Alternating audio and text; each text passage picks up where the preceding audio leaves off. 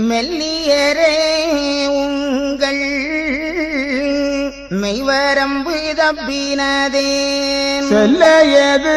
walkie சீமையிலே அம்மானை என்றே அரணார்